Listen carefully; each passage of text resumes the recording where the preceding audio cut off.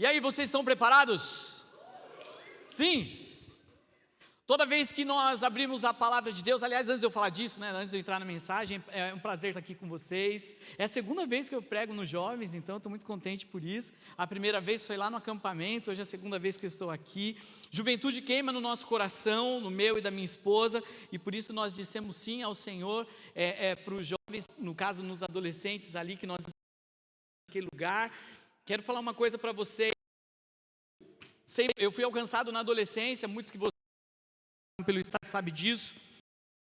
Eu fui alcançado na adolescência, cabeludo, rasgado e um monte de coisas.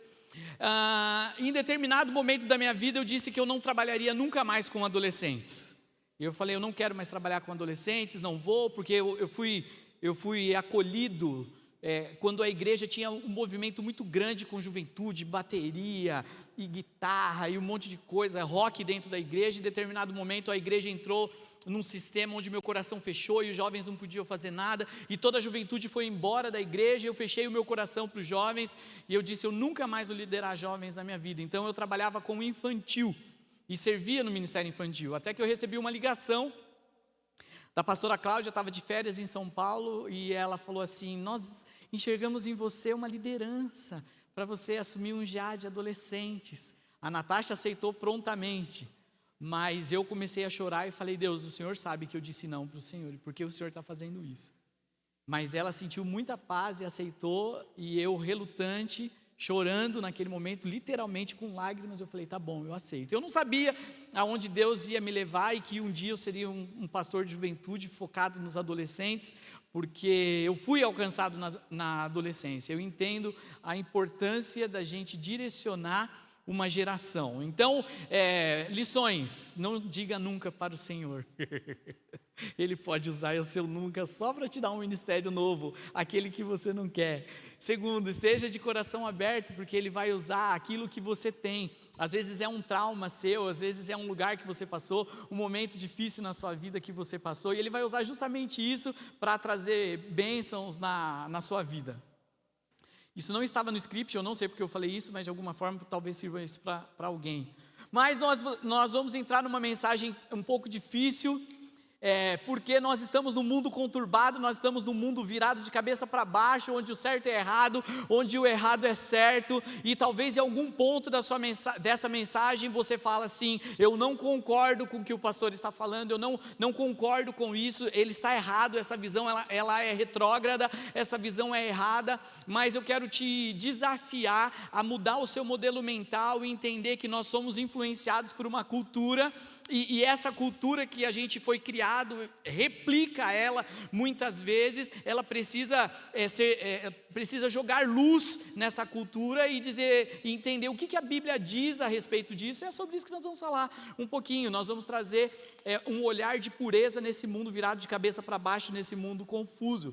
Por isso que eu pergunto se você está preparado. Eu espero que sim, mas esteja pronto para receber. Toda vez que a palavra de Deus é ministrada, isso é algo que tem nas últimas semanas queimado no meu coração. Toda vez que a palavra é ministrada, que você faz sua meditação diária, que você abre um versículo, que você ouve um podcast, ouve uma palavra, todas as vezes que você tem um contato com a palavra de Deus, isso exige uma resposta da nossa parte.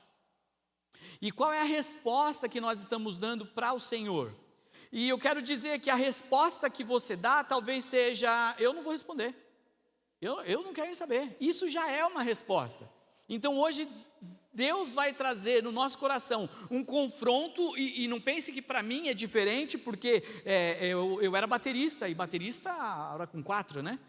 Então, e aí você traz uma palavra dessa, você fala, peraí, isso daqui também me confronta, mas por que eu não atendi na íntegra a esses princípios? Mas Deus é misericordioso e nos traz para um outro ambiente, mas ainda assim, você pode entrar num relacionamento sequelado, ou você pode entrar num relacionamento quebrado, ou dá tudo errado na sua vida, mas Deus tem um caminho melhor, Deus tem um caminho mais nobre para o seu relacionamento. Vamos para cima então. Primeiro ponto que nós queremos entrar é no versículo base da nossa mensagem, 1 Timóteo 5:2. A palavra de Deus diz, trate as mulheres mais jovens como irmãs, com toda a pureza. Então ela já começa nos confrontando que nós devemos tratar as moças, e aí eu vou parafrasear e dizer que as moças precisam tratar os rapazes com toda a pureza. E por que fogo no parquinho? Será que nós precisamos de um extintor para acabar com o fogo no seu parquinho? Será que esse é o momento que você está vivendo? Esse parque de diversão aí precisa acabar? Tem que ser desativado porque ele está muito ativado na hora errada? Não sei. Iago Martins, quando escreveu esse livro, ele recebeu uma pergunta de uma mãe que dizia: Iago, com quantos anos meu filho vai poder beijar na boca? Olha, uma mãe perguntando isso para o filho dentro de uma igreja significa que ela não entendeu nada. Ela não entendeu o processo. Talvez você na sua adolescência, quando estava lá no Start, ou em outra igreja, ou no mundo, tudo que você queria era perder o seu bebê. Com quantos anos eu posso beijar na boca? Mas a real é que essa pergunta está errada. Hoje você talvez não faça mais essa pergunta, você faça outras. E a pergunta que você está fazendo talvez seja assim: como que nascem os casamentos? Como que nasce um casamento? Alguém diria assim, algum cristão diria: olha, é simples, alguém se interessa por outra pessoa, namora, noiva, casa. Outro cristão diria: não, você se interessa, fica, namora, mora junto, testa e, se precisar, casa, para você poder fazer ministério na igreja, senão você não vai poder fazer. O foco então não é quando nós podemos namorar, ou devemos começar um novo relacionamento, mas é por que nós estamos fazendo e agindo dessa forma. O mundo fala que o namoro é um test drive, é um passatempo, mas a Bíblia ela só traz 2 status, e aí a gente começa a entrar nessa análise cultural. A Bíblia ela traz a solteirice e ela traz o casamento. Na palavra de Deus não tem uma fase intermediária e uma fase de teste. A gente vai abrir um pouquinho esse tema. Assim como na palavra de Deus não existe adolescência, existe uma passagem da idade infantil. Então o menino faz como que é que os judeus fazem? Bar mitzvah, e a menina faz bar mitzvah para os meninos, e ele transiciona para uma idade adulta.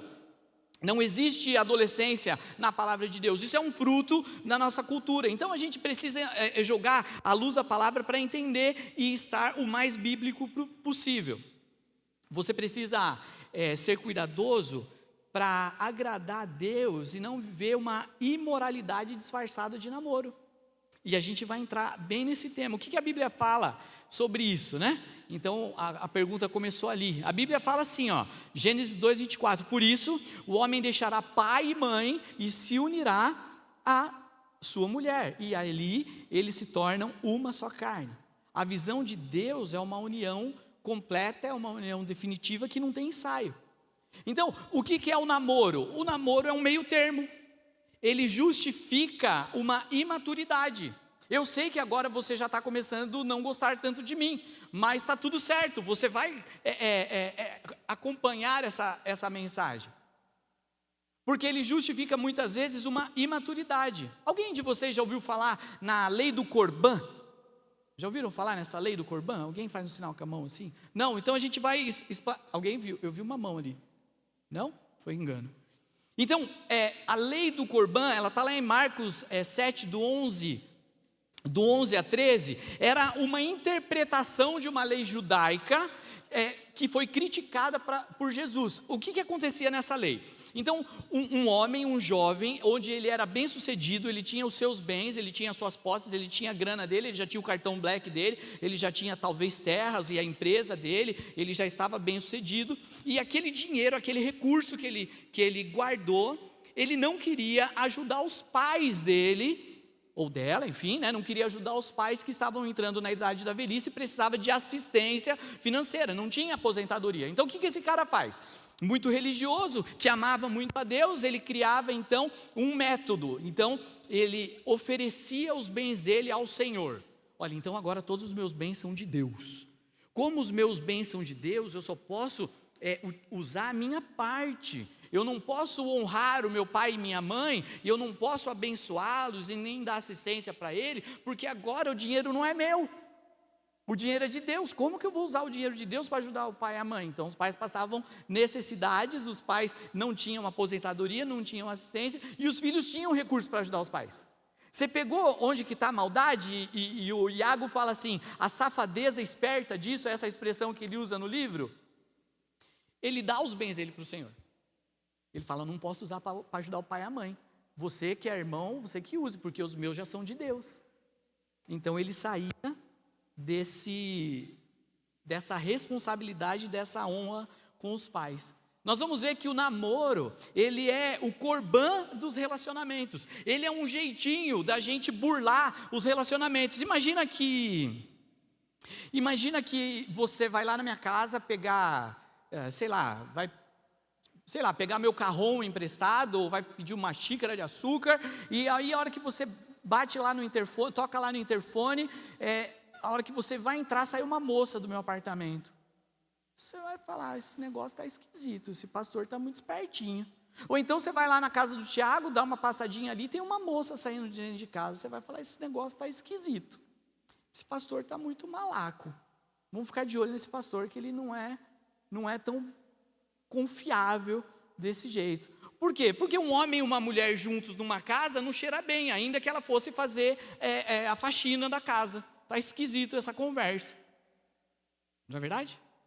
Mas por que quando eu bato na casa de um jovem e vou pedir um violão emprestado, tem uma moça lá dentro, eu não acho estranho?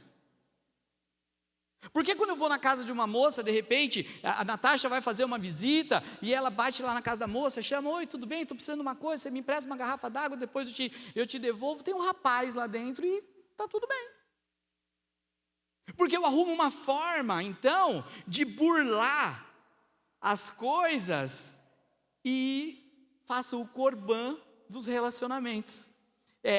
Marcos 7, do 8 ao 13, Jesus diz assim, vocês anulam a palavra de Deus por causa da tradição que vocês mesmos criaram. Então, nós criamos tradições nossas, nós criamos essa tradição ela dá um jeito, dá um get na palavra de Deus, e a gente cumpre essa tradição, mas na verdade nós estamos desagradando ao Senhor. Assim como aqueles jovens deveriam dar assistência aos pais, nós devemos ter um relacionamento santo ao ponto de não causar nenhuma estranheza à nossa santidade, à imoralidade, etc. E um álibi para cometer um pecado. Só que o que acontece? As igrejas não sabem falar sobre isso, os pastores não sabem falar sobre isso, os pais não sabem falar sobre isso, ninguém sabe falar sobre isso.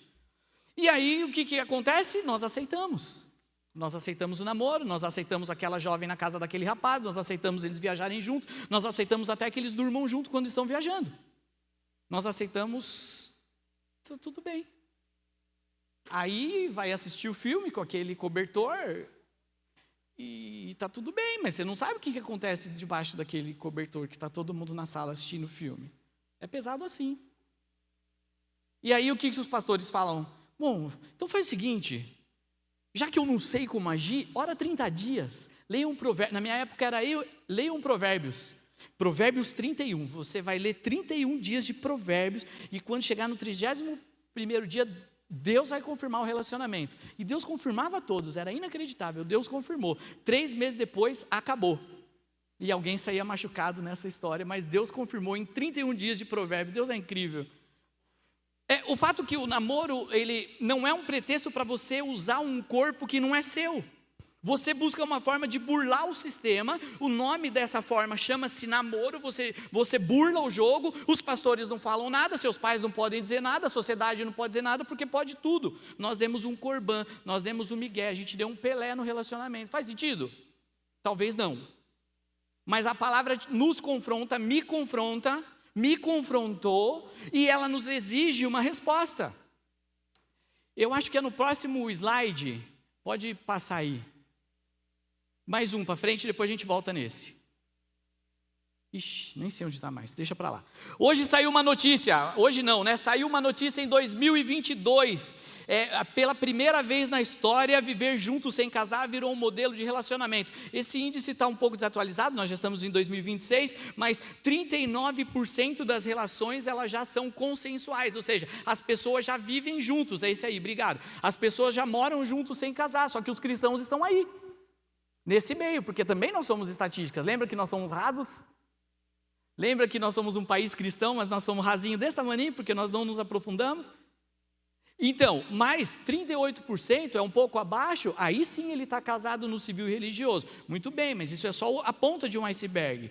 Deus não chamou a você e nem a mim para testar sentimento. Deus não chamou você e nem a mim para suprir carências. E eu, quando jovem, eu era muito carente.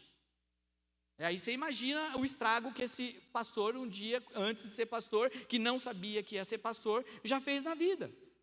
Porque nós não aprendemos a amar com pureza, mas sim tirar proveito para suprir a nossa necessidade. No mundo, portanto, não existe pureza. E agora, passada a introdução, a gente entra na mensagem ponto 1. Está preparado ainda? Sim ou não? Então segura o rojão que vem mais. O namoro moderno, como a gente já entendeu, ele é uma invenção cultural, ele não é um padrão bíblico. As mulheres idosas, Tito, capítulo 2, versículo 3 e 4. As mulheres idosas devem ensinar as mais jovens a amarem o marido e os filhos. Então, o amor, o respeito pelo esposo e pelos filhos, ele precisa ser ensinado pelas mulheres mais experientes. Mas quando você está apaixonada ou apaixonado, nós não queremos ouvir os mais velhos. Aliás, a gente fala assim, você não tem nada a ver, você não sabe de nada. Mostra o meu dever agora que eu me toquei que eu sou mais velho, porque eu não tenho nem tamanho de ser mais velho, mas o meu RG diz que eu sou, mostra a minha responsabilidade como pai, como pastor, como líder, como discipulador, de impulsionar e discipular a próxima geração. Eu tenho uma missão, que é, eu como uma geração mais madura, ensinar uma geração que está nesse caminho. Porque senão onde nós vamos parar? Então o discipulado sempre foi o caminho mais correto, mais bíblico para que você possa entrar e entender o relacionamento. O namoro atual, ele só começou nos últimos séculos, quando o romantismo substituiu o compromisso. Algumas sociedades que eram mais primitivas, os casamentos eram arranjados, eram uniões políticas ou de interesses, ou ainda as mulheres eram entregues depois de uma batalha ou de uma guerra, levavam-se as mulheres e dava-se em casamento com os homens. No judaísmo também a mesma coisa. O padrão eram os casamentos familiares, os pais arranjavam os casamentos para os seus filhos. Uma vez um pastor estava conversando com um muçulmano, e o pastor perguntou para esse muçulmano assim, viu, não te incomoda o fato dos seus pais terem escolhido sua noiva? Ele estava muito animado para o casamento, que ele ia conhecer a noiva dele, e esse muçulmano, logo não cristão, esse muçulmano disse, não, eu estou de boa. Talvez em outras palavras, né? Não, eu estou tranquilo, porque os meus pais são aqueles que me criaram, me trouxeram até aqui, eu só sou tudo o que sou por causa dos meus pais, eles são as pessoas que mais me amam, e eu tenho certeza que eles escolheram a mulher mais linda do mundo para ser minha esposa. Mas quando nós estamos apaixonados, a última coisa que a gente quer ouvir é o pai e a mãe. Ou isso só acontecia comigo quando eu estava apaixonado? Não, muitos de nós não queremos nem ouvir a opinião do pai e da mãe.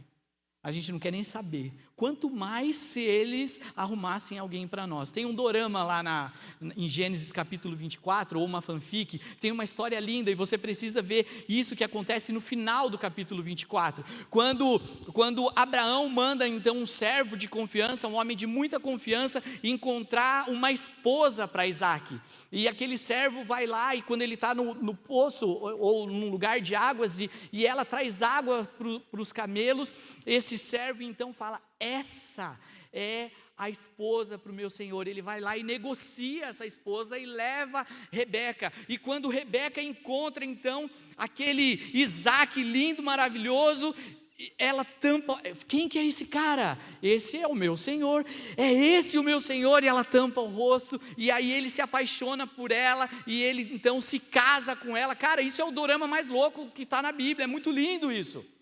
Você não confiaria no seu pai, você não confiaria no seu pastor, você não confiaria no seu líder para encontrar uma esposa para você. Porque a cultura já deturpou nossa cabeça, você que quer escolher. Deixe Deus fazer os bons encontros da sua vida. Então, o pecado se tornou quase que uma necessidade cultural. Se o jovem diz que ele quer casar virgem, ele é zoado. Está gravando essa mensagem? Então eu não vou falar meu apelido na faculdade. Mas alguns adolescentes que eram adolescentes do Start sabem que o bicho pegava lá para o meu lado, porque eu tinha um compromisso de santidade com uma ex-namorada que eu tinha, e eu era muito zoado na minha faculdade por causa de um compromisso de santidade. Mas o problema é que se um jovem entre nós, num lugar cristão, diz que ele quer se casar virgem, o problema é que ele vai ser zoado no futebol. Talvez até no GA dele. Se algum de vocês fala que é BV, com essa idade, 17 mais, 20 mais, 30 mais, e dizer, não, eu estou me guardando para a pessoa que eu vou casar, esse cara vai ser zoado até a 3ª e 4ª geração dele, enquanto houver memórias, enquanto houver internet. Porque a santidade dele, dedicada ao Senhor, ela não é respeitada. Então, para a nossa cultura, quem casa virgem, desculpa, é um trouxa. Quem se guarda para o casamento, eu me lembro muito do pastor Rona, que ele esperou para beijar somente a esposa dele, que foi a Maiara. Ele hoje seria um ridículo, talvez. O pior, se for na faculdade como eu, tá tudo beleza. O problema é se for na igreja, que você fez esse compromisso e os seus irmãos da igreja estão zoando você. Então, talvez você seja tirado como um fanático, você tenha que ser internado. Tem até um filme, né, que fala sobre isso, Virgem de 40 anos, né, filme velho. Talvez você seja zoado por isso, você que está nos 30. Mas o que você precisa entender? Que nós somos contra a cultura. Porque é preferível você passar por algum sofrimento quando você tem um coração que agrada a Deus, do que você sair pegando todas e destruir o seu futuro. Nós somos contra a cultura. A cultura trocou a aliança por emoção. Fortes emoções. 1 Coríntios 7, 1 e 2. É bom que o homem não toque em mulher, mas por causa da imoralidade cada um tem a sua própria esposa. Então casa, meu filho. É bom que você não toque, mas já que você gosta muito, que você quer muito, casa. O texto não proíbe o toque. O texto mostra que o toque pertence a uma aliança.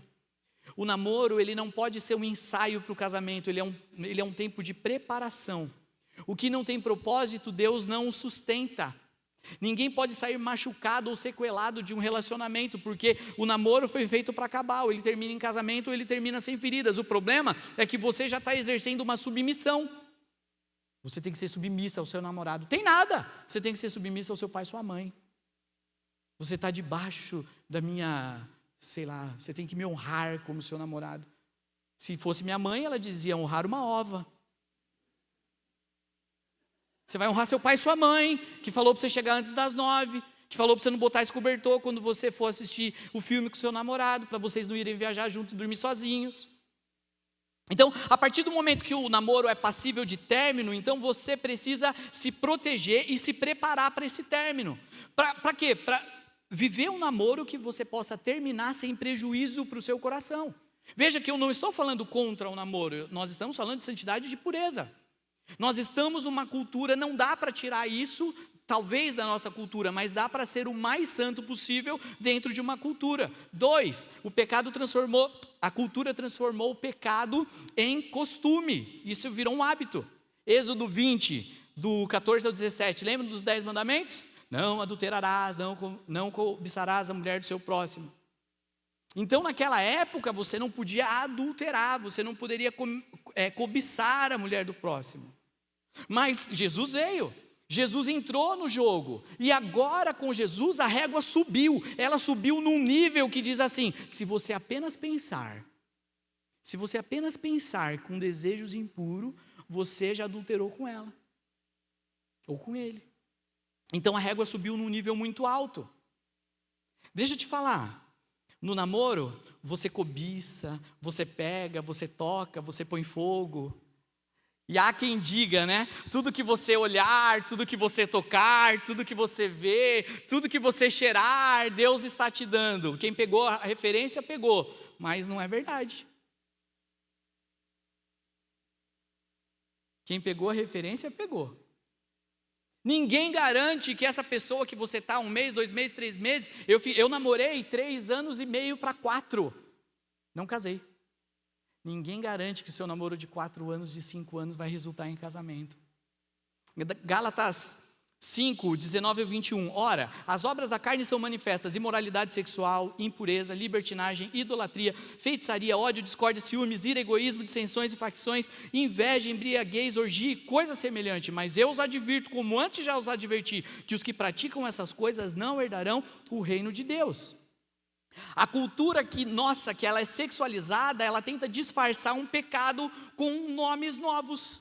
Nós vamos ficar, nós vamos testar, nós vamos andar juntos, nós vamos caminhar.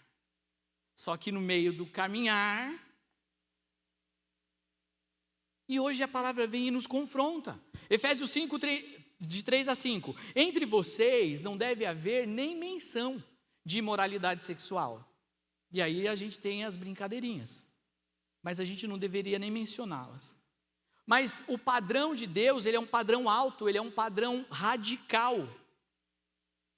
Porque nós precisamos, como diz em Colossenses 3, versículo 5, façam morrer tudo que pertence à natureza terrena, imoralidade, impureza, paixão e desejo mau. O namoro é um lugar onde a gente cultua e celebra as paixões, a impureza e o desejo mau, disfarçado de desejo bom. Se você precisa justificar aquilo que você faz dentro do seu namoro, então, eu tenho uma boa explicação porque eu faço isso. É porque Deus já não está nesse negócio. Se você precisa trazer uma explicação para como está o seu namoro, veja bem, Senhor, não é bem assim. É que aquele dia... Tem gente que está a um passo do pecado. Tem gente que está a um passo. Tem gente que já está na imoralidade. Tem gente que se orgulha de uma virgindade, mas na verdade ele já fez tudo. Ele só não deu o passo. 3, a imoralidade começa no coração e passa pelos olhos e pela boca. Mateus 5, 27 e 28, já falei sobre esse versículo. Quem olhar para uma mulher com intenção impura, já cometeu adultério com ela no seu coração. O problema não é olhar, o problema é a intenção do seu olhar. Mas Jó hackeou o game, Jó entendeu, ele venceu o pesadão. Olha o que Jó diz: eu fiz um pacto com os meus olhos, de não olhar com cobiça nenhuma jovem. Você conseguiria fazer um pacto com os seus olhos, você conseguiria fazer um pacto com o seu coração, de não cobiçar e não olhar com outros olhos, nenhum jovem ou nenhuma jovem. Jó entendeu o princípio, aquilo que alimenta os olhos, ele vira um gatilho no coração, então ele banaliza, ele joga Jesus para dentro de um lugar e então ele vai para cima. Aquilo que alimenta seus olhos, ele domina o seu coração. Salmo 101, versículo 3, não porei coisa má diante dos meus olhos. Eu não vou poder abrir o seu celular aqui e dizer o que você está olhando. E nem as conversas que você tem com o seu namorado, namorada ou até mesmo ficante. Seu pai ficaria horrorizado, que nem 30 anos de casado que ele tem, ele falou isso para a esposa dele. Então, a sedução sempre começa com algo doce, mas ela termina amargo. Provérbios 7, do 10 ao 27, descreve um jovem que cai em sedução por não discernir o perigo do toque e o perigo do beijo. É muito pesado isso. Eu ia falar sobre o beijo, mas eu vou pular essa parte. Mas eu vou falar sobre Ezequiel. O texto de Ezequiel, eu tenho 16 minutos. Quando ainda eram meninas, deixavam que os homens acariciassem seus seios. Ezequiel 23, 2 ao 3. Quando ainda eram meninas, deixavam que homens acariciassem os seus seios. E essa é uma imagem profética, que mostra como o pecado começa pela banalização do toque. Ali, Deus está narrando para Ezequiel de duas irmãs, por parte de mãe, que elas se entregam à prostituição em terras egípcias. A verdade é uma metáfora para as alianças que o povo de Deus estava representando as cidades de Jerusalém e a cidade de Samaria. E esse pacto dessas cidades, elas estavam se prostituindo com essas cidades e pelos costumes pagãos. Às vezes você acredita que se não rolar sexo, não tem nada de errado no namoro. Só que a mão já percorreu todo o rolê. Não existe mais novidade, não existe mais santidade. E aí nós, como igreja, como noiva santa de Cristo, nós estamos como aquelas duas meninas que se desgarraram das suas mães para serem prostitutas, e a Bíblia é escancarada, e ela fala assim, elas deixavam que os homens acariciassem os seus seios. Do povo santo do Senhor. É uma metáfora. Mas ela fala como que a igreja escolhida de Deus, como a menina dos olhos de Deus estava prostituída. Efésios 5, 3 e 4. Não haja entre vocês imoralidade sexual e nem piadas indecentes. O corpo não é um brinquedo, o seu corpo é um templo. Esse lugar, essas paredes, elas não são santas. A presença de Deus não habita mais em tendas ou em templos, mas agora a presença de Deus, ela habita neste santo lugar. O que você olha, ele olha, o que você toca, ele toca, o que você sente, ele está em cada célula do seu corpo, e você não faria com que o Espírito Santo toque naquilo que você toca, vê aquilo que você vê, fale aquilo que você fale, mas você é o templo, ele está dentro de você, ele está participando de tudo que você está fazendo. É muito pesado isso. Cada limite que você ultrapassa é uma porta que você abre. Então, o namoro, ele é um tempo de conhecer, não é um tempo de consumir. Esse é o ponto 4. 1 Coríntios 6, 18, fujam da imoralidade sexual. E fugir não é covardia. José fugiu da mulher de Potifar, Davi consumiu. A casa dele virou um pandemônio. Então não é vergonha fugir. Não é vergonha você ser zoado no meio, talvez, do seu GA. Infelizmente. Não é vergonha você ser zoado lá no seu trabalho. Mas o namoro cristão não é para satisfazer o hoje, mas é para preparar o para sempre. Então o seu namoro não é para eu satisfazer tudo que eu tenho de energia, de hormônios, de uma par de coisa hoje. Ele é um tempo de você entender o processo para ir para sempre. Que você vai viver com essa pessoa. Se o namoro te consome mais do que te constrói, é sinal que ele não nasceu de Deus. Eu queria que você passasse o próximo slide aí.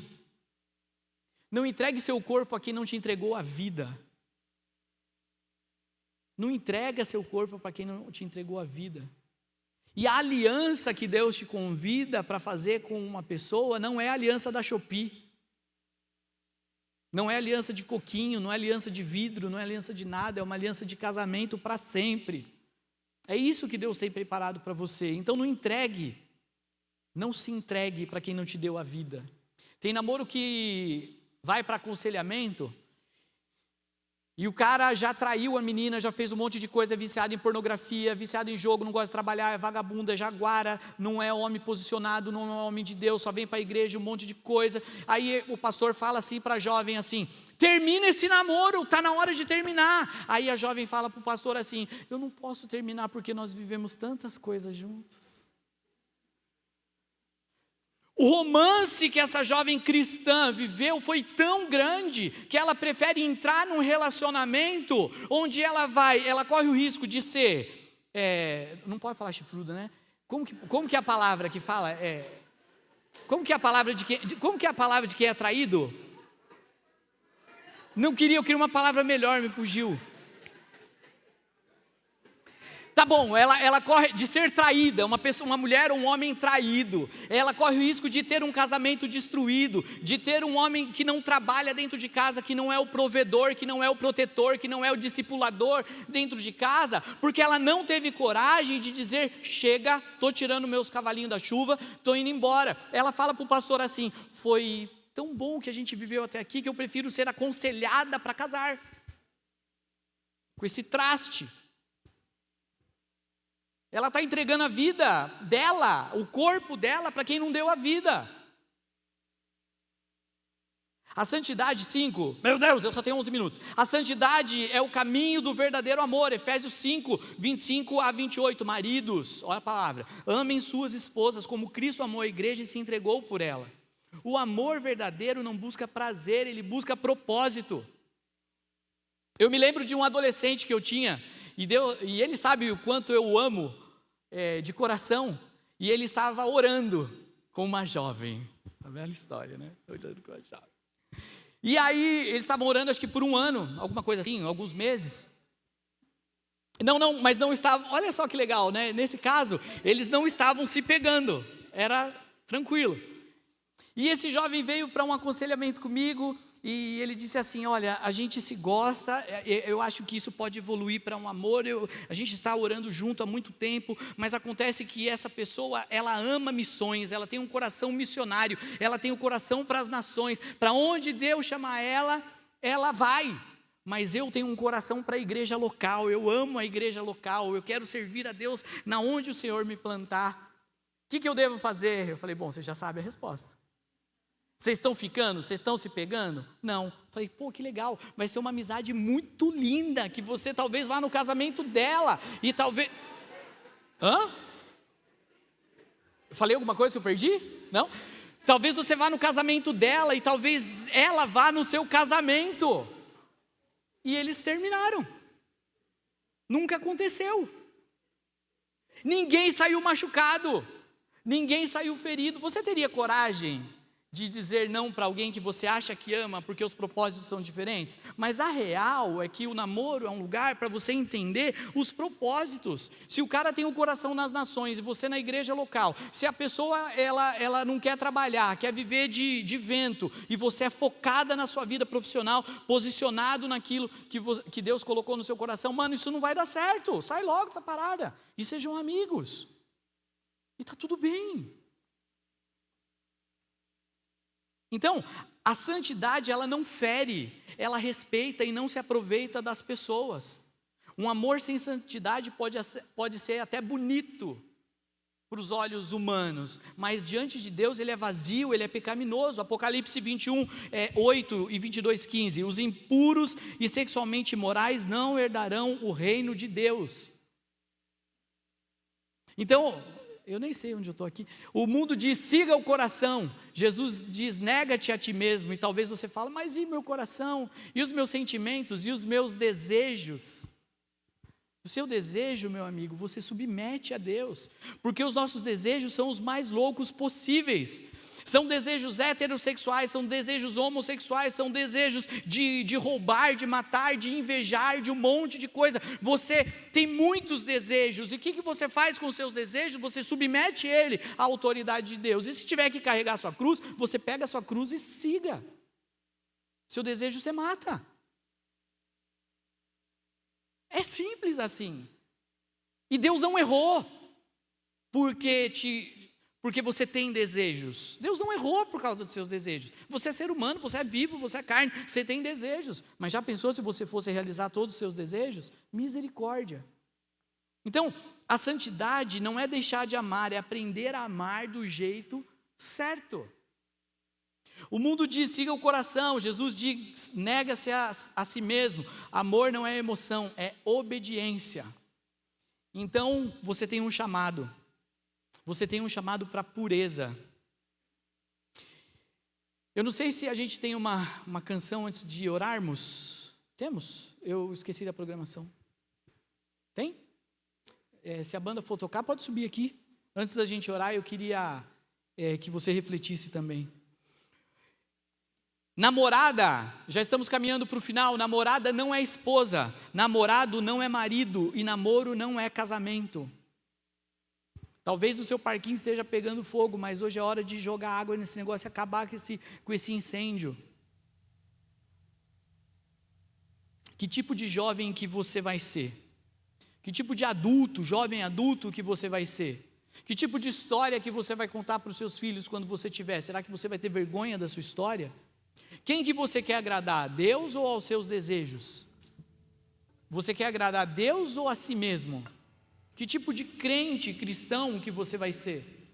A unção que você carrega e a responsabilidade que você tem de levar a igreja adiante vai ser contada por você.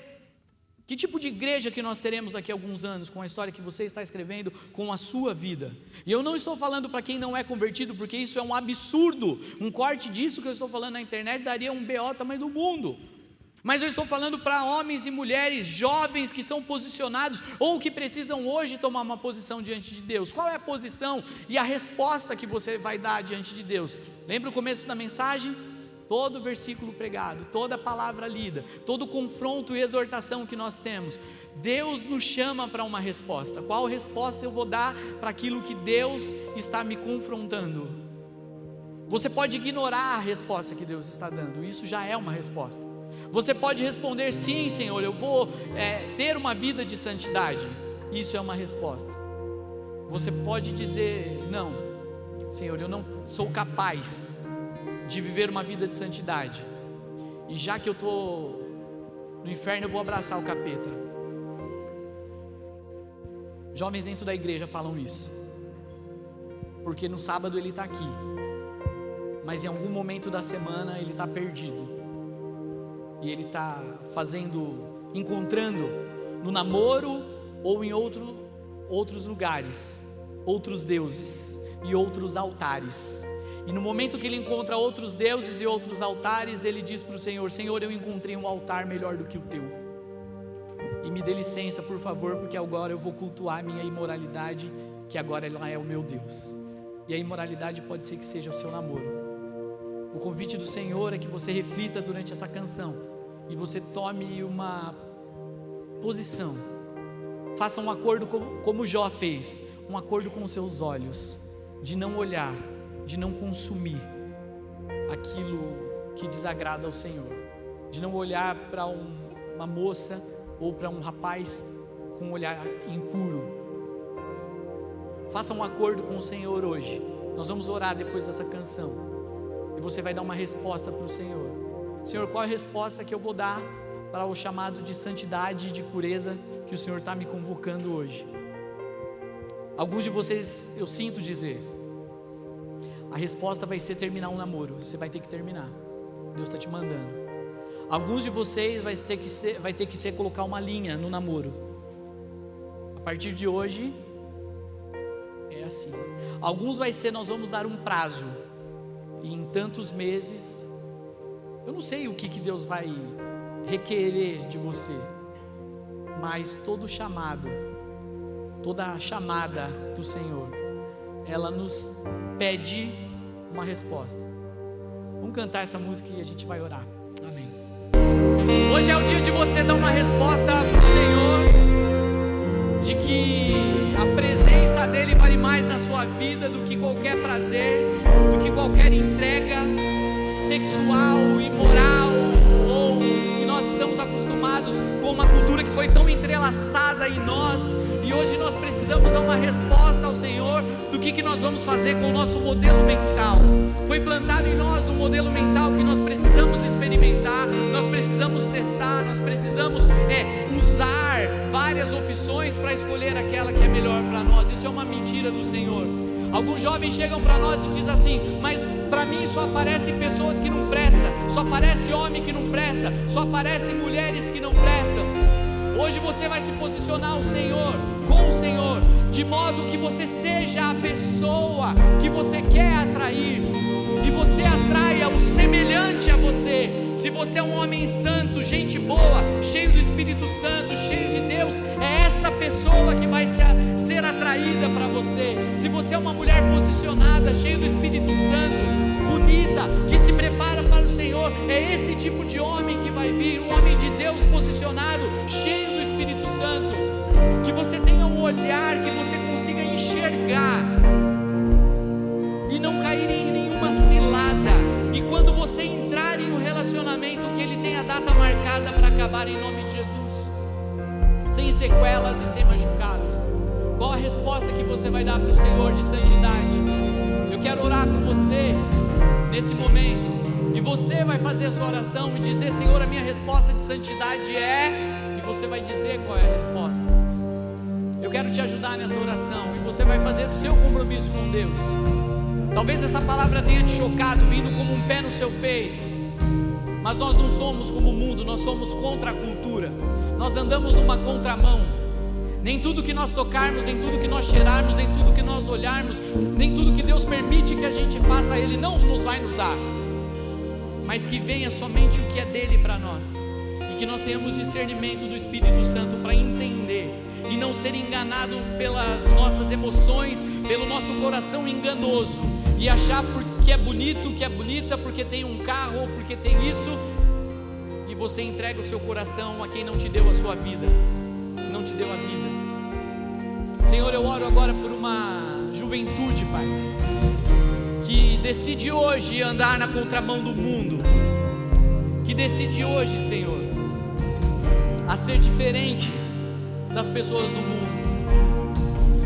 Se necessário for passar por zombaria, necessário for passar vergonha no meio de outras pessoas, que passem, Senhor, por amor do Seu nome, que nós carreguemos a Sua cruz, por estar contra a cultura, na contramão desse mundo, na contramão do sistema, mas que nesse lugar haja compromisso de santidade no nome de Jesus, que os relacionamentos que já existem aqui sejam constrangidos para que eles andem em santidade, Pai. Que esses relacionamentos que já existem aqui, o Senhor possa trazer a graça, a condição financeira e todas as condições necessárias para evoluírem num curto espaço de tempo para o matrimônio. Eu declaro e profetizo nessa geração casamentos, famílias, filhos, corações restaurados, corações saudáveis. Eu rejeito no nome de Jesus e não aceito um coração destruído, machucado e inferiorizado.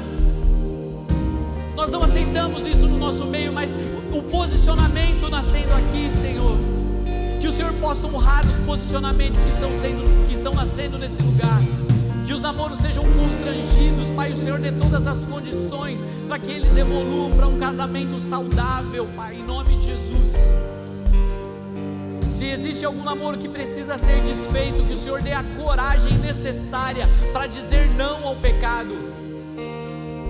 Se o Senhor precisa confirmar a evolução para um casamento no curto prazo, confirme e dê as condições, Pai, para que nós possamos celebrar em festa, como igreja, mais uma família que vai nascer. Que esses jovens atraiam jovens segundo o seu coração, aqueles que são semelhantes e te amam também. Nós declaramos uma geração sarada, uma geração saudável, uma geração curada, que conduzirão a igreja, famílias fortes e famílias saudáveis. E por isso, Deus, nós profetizamos bons relacionamentos aqui. E se o parquinho de alguém está pegando fogo, que esse fogo seja extinto no nome de Jesus. Que nós tenhamos coragem de dizer não para o pecado e dizer sim para a santidade de Deus em nome de Jesus. Eu te agradeço pelos compromissos que estão nascendo aqui. Eu te agradeço porque o Senhor vai honrar cada coração dos homens que se posicionaram hoje, dos rapazes que fizeram como Jó, um acordo com os seus olhos, de não olharem para as moças com um olhar impuro. Eu abençoo esses homens, Deus, e declaro e profetizo na vida deles o poder de Deus, a unção, a condição financeira, que eles sejam um provedor da sua casa, que eles sejam um protetor do seu lar, que eles sejam o pastor, o sacerdote do seu lar, que proteja a sua família espiritualmente, financeiramente, profissionalmente, sejam o alicerce dos seus futuros filhos, mas homens posicionados nesse lugar, que não se envergonham da palavra de Deus e do comportamento santo.